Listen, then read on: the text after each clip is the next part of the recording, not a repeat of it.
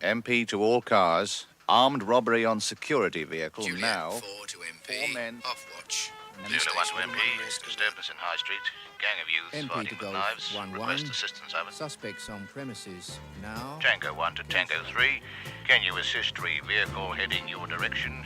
Driver believed drunk in Chuck. Detective. Stories of crime and detection in London. Written by Robert Barr with Ray Brooks and Christopher Blake. The Bank Raid.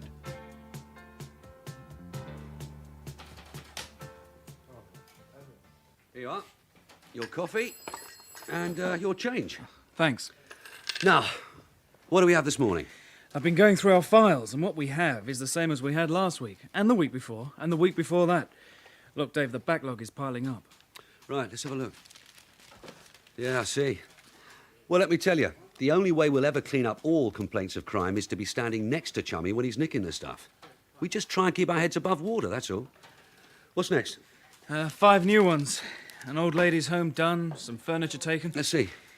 No, correction. A residential home for elderly gentlewomen was done. Taken a Jacobean oak chest and 2 Jacobean high-back chairs.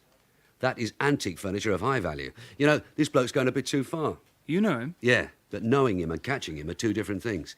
His name is Owen, and he's as fast as a ferret. Right, what else? CID, Sergeant Brook. Yeah? Where? Right away. Max, finish your coffee. We're off. Jim. I'm busy. Drop it. We have a shout. Come on, move it. Where to? Corner of Morton Street and Davis Street. A bank. What's happened? A hold-up. Shotguns and ammonia. Come on, move it. Let's have the siren. We might just get there in time.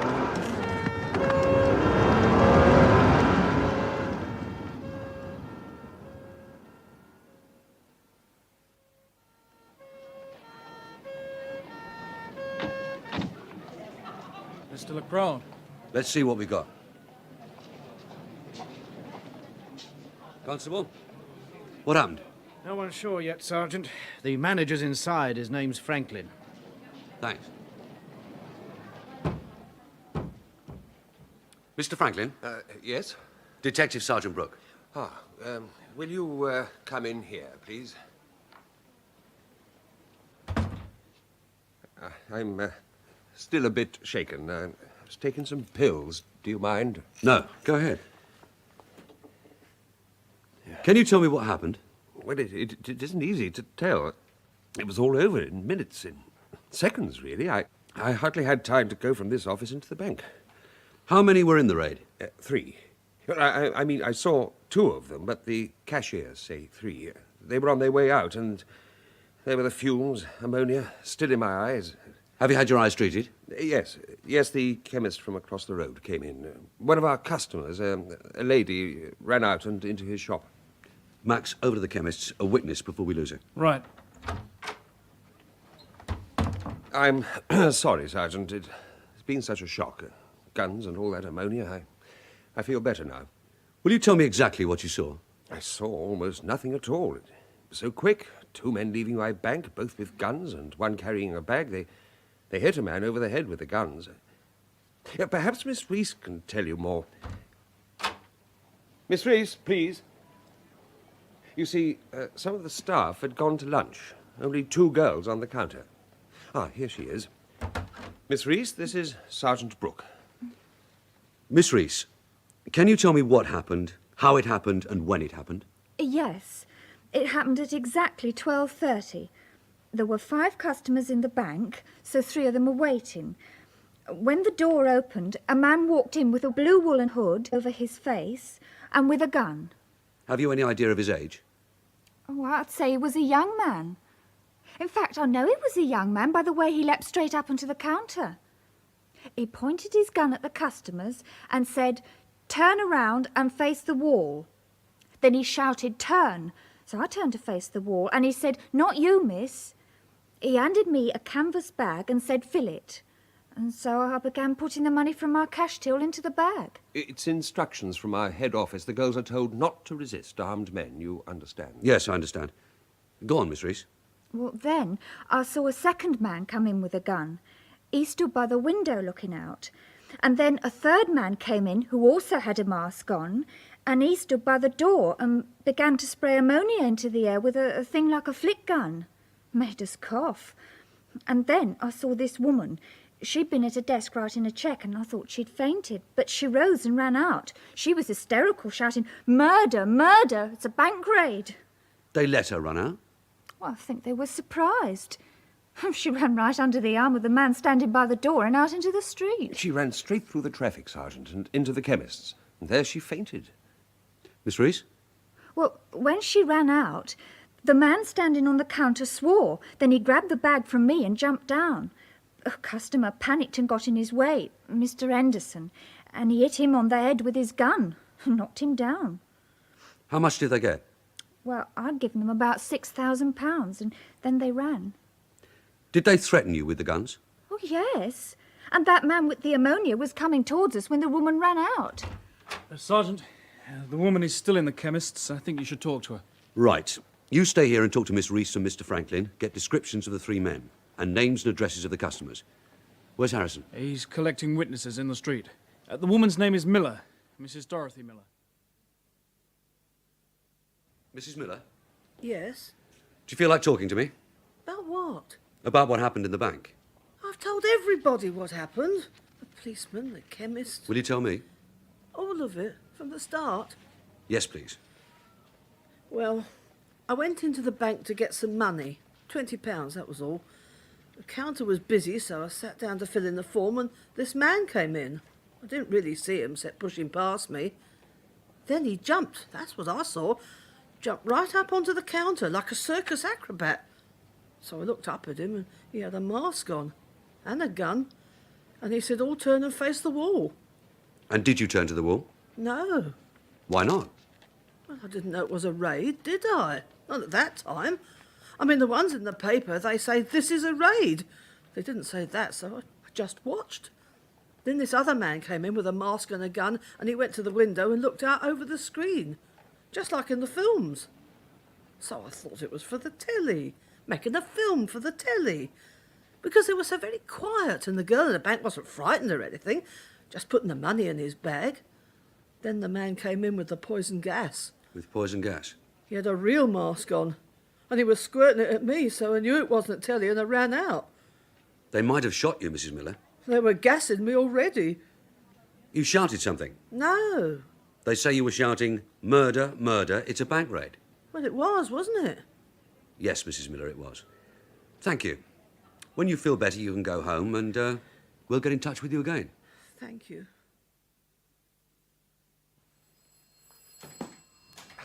Well, what did we get? Max? Scenes of crime didn't come up with anything except some footprints of plimsolls on the counter. Fingerprints got nothing. They all wore gloves, and even at that, they didn't touch anything. Descriptions. Jim? 3 lads, that's for sure, wearing blue woolen masks, like balaclavas, but covering head and face. Could be late 20s, height 5'7" to 5'9", seen in the bank, seen running from the bank. They had a car parked in Summer Street. No one got the number, no one got the make or year, but one woman was quite clear on the colour, green. And probably stolen. Hasn't been found, yet. They spoke. Can we do anything with the voices? One of them spoke. He uttered 17 words in all. He said, "Turn around and face the wall. Turn. Not you, miss. Fill it," meaning the canvas bag. Then he said, "For God's sake, stop her." As Mrs. Miller flew out of the bank. You're not kidding, Dave. They say she actually did fly out. A little round-shaped woman flapping her arms. She ran straight through the traffic. There was a right old pile-up. The chemist said she could have died of a heart attack. Well, they didn't actually tell her it was a raid. The lad on the counter, did we get a lead on his accent? No. The general feeling was that he had a London accent, but nothing you'd notice. Yeah, very helpful. Any suggestions? Yeah, I suggest a medal for the little round woman who thought they was making a TV film. Mr. Henderson didn't think it was a movie. How is he? Detained in hospital. Jim, give them time for the shock to wear off and then go back to the bank and speak to the counter staff. See if they can recall any young men coming into the bank, changing a tenner into singles, something like that, and who seemed to be looking around. Especially anyone who showed an interest in the side door. Ask them to think about it, a bit of feminine intuition. Right. And me? Well, until we have a lead, you can stay on the other stuff, the backlog. There's the furniture nicked from that home. You made an inquiry about this antique lark, haven't you? A loser, Mr... Mr. Nizam. He'd gone off for the weekend and came back to find... Yeah, well, it's always like that. Go and have a chat to the matron at the Westdean Residential Home for Retired Gentlewomen. Yes, we have many quite valuable pieces of furniture in the halls and corridors of the home, Mr. Maxton, but these were the most valuable. They were given to us by one of the governors.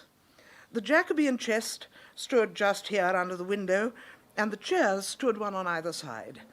And the window, as you can see, has one of the loveliest views of the grounds. Yes. Do you have any idea of their value, matron? Oh, yes. They appear in the financial report.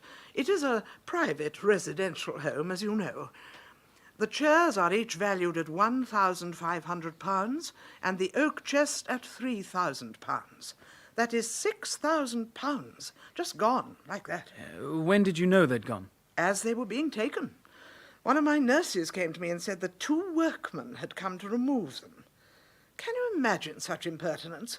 They had come to remove them. By the time I got there, the men had gone and the van had gone. Can you describe the men? Well, a nurse may be able to. She told me they were 2 men in overalls and white aprons who presented themselves as a foreman and an assistant. And when she spoke to them, the foreman showed her a worksheet with the 3 articles fully described, a signed authority for their removal, and even the time when they had to be called for. Had any authority been given for their removal? Oh, of course not.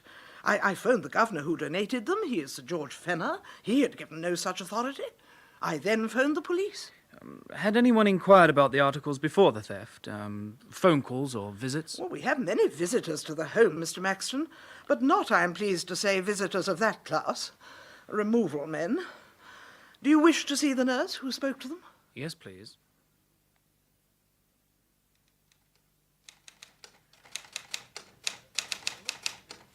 Writing your memoirs? No, just copying 2 statements from the old ladies' home. The matron and the nurse who saw the thieves. Want to read them? Why? I know exactly what it will say. Would you like to make a bet? Could I win? You'd be paying for experience, and that's worth a pint from any DC. OK, a pint. Right. Last Sunday, a certain Mr. Owen put on his Sunday best, and looking like a church visitor, called at the old ladies' home and had a quiet mosey round the corridors. He had a butcher's at the bits and pieces and spotted the oak chest and the matching chairs. A few days later, he sent a van and 2 men in white aprons to collect them. They had a worksheet with a description of the items, a signed authority, and even the time. OK, you win. A respectable man was seen there last Sunday wandering in the corridors. 3 days later came 2 men in white aprons. Who was who? Mr. Owen only values, he doesn't collect. He was the one who went there on Sunday. You can go and practice on him if you like, but you'll never pin him down. I've got his address somewhere. Dave? Yeah. Bank job. The car's been found. Abandoned. On the back seat, 3 blue woolen hoods, a brown canvas bag and a squirter with some ammonia still in. They've been taken to the laboratory. Do we know where it was stolen? Yeah, taken 3 days ago from a cinema parking lot in North Kilburn. The lady was right. It's green. Anything from the bank staff about the lads casing the place? Yes, from Miss Thompson. One lad she had a feeling about, though she's not too sure. He came in on 2 successive mornings for change. He was in overalls. She thinks he was working nearby. Did she give a description? About 26, 5'7", good looking. Best she could do. Right. I'll go and have a look at the car. Max? Yeah? Mr. Owen's address. I mean, talk to him. It won't do you very much good, but it might make him lay off for a couple of months. Right. Is this the car? Yes, this is it. Green Triumph 1976. Stolen 3 days ago in North Kilburn. Real owner a Mr. Milligan of West Kilburn, who had taken his girl to the pictures and come out to find it gone. And he's wondering when we'll let him have it back. And when will you let him have it back? When we've finished with it. Oh, by the way, no prints of any kind, not even Mr. Milligan's. Seems the lads spent the time giving it a good old cleaning. They even tuned the engine so it wouldn't let them down. It's in better shape than when it was nicked. Well, they left in it the woolen mask, the canvas bag and the ammonia gun. What's the sellotape for? The car's so clean, I'm using this to lift any dust from the seams of the bag and from the plimsolls. Oh, they discarded the plimsolls worn by the lad who stood on the counter, so his shoe prints won't lead you anywhere. Sounds like they thought of everything. Yeah. And that they've done this before. Oh, you can bet on it. And how is criminal intelligence today? Ah, fine, Dave. What can I do for you? Some information. Bank raids, wage snatches, hold-ups. 3 lads. I think they've been at it before. Late 20s, medium height, 5'7" to 5'9". One of them's quite an athlete, carrying sawn-off shotguns and ammonia. Ammonia? That's a bit old-fashioned, isn't it? Well, it was used today, a bank in Davis Street. Late 20s, medium height. Can you be more specific? Yeah, no. Well, according to eyewitnesses, 50% of all London crime is done by lads in their late 20s, of medium height. Yeah. Well, we're looking for 3 lads. Well, give me more. They waved guns about, and when an old lady ran out screaming, they didn't fire at her. They just scarpered, but in good order. So, no violence? Well, I wouldn't say that. They brought ammonia. And when they were making off, a customer panicked and got in their way. They clouted him. Well, let's see what we've got in the files. Late 20s. We don't really know that for certain. They wore woolen hoods, but the way they moved and ran and jumped about, people said they were young. Would you be interested in 2 lads doing a sub-post office, masked, carrying sawn-off shotguns, a year ago? Yeah, let's see. Sure, have a look. Well, sub-post mistress says they walked in at lunchtime. Shop wasn't busy. One stood by the window. The other presented a gun. No fuss. They walked out with £2,400. Another sub-post office, 3 months later. 2 lads, masks and guns. Thanks. Yes, same MO. Walk in when the shop's quiet. One goes to window, the other presents the gun. But it's still only 2 lads. Then have a look at this. 2 plus 1. A snatch from a wages car. Masks and guns. 3 lads, and one of them a bit of an athlete. While 2 stop the car, the other leaps from a shed onto the roof of the car and smashes a windscreen. Yeah, could be the same lads. Recruited a third to make a real team. Do you have anything on them? Yeah, they've either been very careful or very lucky. I can give you the addresses of witnesses if that'll help. The 2 sub-postmistresses and the driver of the car, and the cashier who was travelling with them. Yes, please, I'd like to have them. And have you got the correspondence number there? Yep. Mr. Charles Owen? Yeah, that's right. And to what do I owe the honour of this visit? I'd like to have a look around. Not much to see today, sir. Just a small store of second-hand furniture. That's what I'm interested in. Would it be business or pleasure, sir? I mean, was we specially recommended to you? Yes, by Detective Sergeant Brook. Ah, then it's business, sir. Anything particular you have in mind, Squire? Yes, 3 antique pieces, Mr. Owen. Jacobean. Oh, well, then they wouldn't be here, would they, Squire? We buy only second-hand stuff. Mr. Owen, antiques is second-hand stuff. Yeah, but fair's fair, Squire. I mean, antiques got to be 100 years old. I mean, if this junk was 100 years old, it'd have fallen to pieces, wouldn't it? I mean, just look at it. Mr. Owen, do you have a van? A grey panel van? No, but I sometimes borrows one. Did you send it to the West Dean Home for Ladies? To where? The West Dean Residential Home for Ladies. Never even heard of the place, Squire. But you do use a grey panel van? Look, Gov, don't muck me about. You've had a butcher's. Have you seen any of this? What was it you called it? Jacobean? Have you? No, I haven't. You finished then? Yes. Feel free to come any time, Squire. But for the moment, ta very much and goodbye. Goodbye. Oh, my regards to Sergeant Brook. Did you see Charlie Owen? He sends you his regards. Did he give you his Uriah Heep Act? Was we specially recommended to you, Squire? Like is you thinking of setting up a new home? Pretended he wouldn't know an antique if it was brought to him gift-wrapped. Do you believe him? Well... Do you believe him? No. Good. Because he's the best judge of antiques in the business. Just make a vow that one day you'll get him. But right now, we've got some work to do. What time is it? Yeah, just on 7:30. Oh, damn. I've got someone to meet. Judy? Are you psychic? No. It's just the furtive way you said it. You've got to meet her? Yeah, in the Falcon, 7:30 sharp. Oh, hell, look. Look, dash round, buy her a drink. Tell her I'll be about half an hour. Tell her some big stuff about a bank raid and Sherlock's on the trail. Keep her interested. Sure. I'll hold her hand. You're bloody not. You keep her hands on the table. Yes, Sergeant. And if I'm not there by 8, you can give her a lift to the hospital. She's on duty. And come straight back. Yes, Sergeant. Well, I'll be here or with the collator. So, what's new, Dave? I had a thought about these three lads. Like? Well, a year ago there were 2 doing sub-post offices, and today we have 3 with a similar MO doing a bank. First 2, then 3. I mean, wouldn't it be reasonable that these 2, having some success with small post offices, that they gathered in someone who knew about bigger stuff? Like how to do a bank? I'm following you. You said ammonia was old hat. How many years? Are you still following me? Yeah, I'm ahead of you. Now, that information will be with C11. Hold on. Put me through to the yard, will you? C11, Inspector Harris.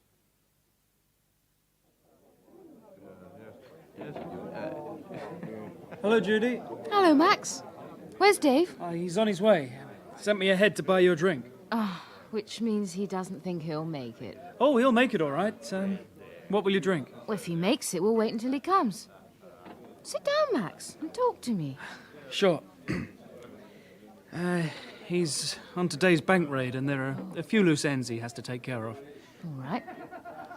Let's talk about you. And the job. And Dave. How about you and Dave? Oh, Dave and I are all right. You were sent to keep me interested, Max. Yeah. So? About the job? I'm not quite sure. But you like it? Oh, I like it. Yeah, I really like it. But, well, I make too many mistakes. I mean, I would make too many mistakes if it wasn't for Dave. And I don't know if I'll ever sort out all the paperwork. Will you stick it? I don't know. Do you have a girl? No. Did you have a girl? Yes, but she couldn't stand the long hours. No one can stand the long hours. No one but a wife. I think you're right. I'll have that drink, Max. Hey, Dave. C11's done rather well by you. Oh? It's wonderful what you can do when you keep a note of trivia. Who meets who, where they drink, what they do, where they live. Well, going in height and probable age, give or take a year or two, they've been through all the raiders and associates who used to use noxious gases, and they've come up with one who should interest you. Graham Thorpe. Know him? No. He's 5'7", which fits. He's 36, which is not quite in your age range, but he's not the one that did the jumping about. Now, he's the brother of Terry Thorpe, who's got some heavy form in bank raids. Well, the younger brother hasn't quite made it yet. But he has been seen recently hanging about with a couple of younger lads in Camden Town. And the 2 younger ones fit your book. And Tommy Thorpe used to live in Kilburn, where the car was pinched. Do you need any more coincidences? Yeah. Does he have any form? Yeah, for stealing cars. I have a place where he hangs out in the evening, where he sometimes meets the 2 other lads. And I've got an address for him. Can I use your phone? Sure. CID room, DC Harrison. Hello. Jim, this is Dave. How many are up there? There's 4 here at the moment and 2 up in the canteen. What's it about? The bank job. I have a pub and an address that needs visiting. Get the 6 lined up. Sure, and I'll try and raise Max. No, don't bother about Max. Just get the 6 and a couple of cars, and tell Mr. Roach I'm on my way to see him.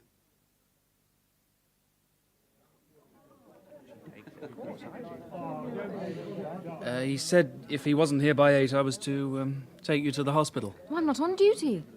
If he isn't here by 9, you can take me home. He'd have my scalp for that. I didn't mean take me home. You can drop me on the doorstep. Oh, yes. If he isn't here by 9. So, another Chinsana? Please. All right, against the wall, all of you. Yeah, what's going on? We're looking for money. All right, lads, start searching. Get him. It's daft, the 3 of you to be together, but I suppose you had to count the loot. Over here, Dave. 1 drawer full of money, 1 bin full of bank wrappers. Yeah, that's it. Now you. Me? Yeah, you. You look like the one. Let's hear you say, turn around and face the wall. Why should I say that? Because you said it this morning, and you'll be saying it often enough in the next few days to the bank staff and the customers. Get stuffed. Okay, yeah. Flynn, Keller, Anderson, get the 3 of them down to the car. Yeah, get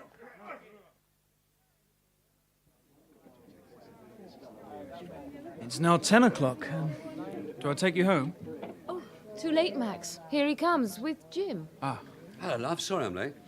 What kept you all this time? We have the three off for the bank job, taken their fingerprints and listed the loot in the property book. Jim, put up some drinks. Yes, Sergeant. And, Yes, Sergeant? then you take Max back with you and get on with the paperwork. I have to make up for lost time.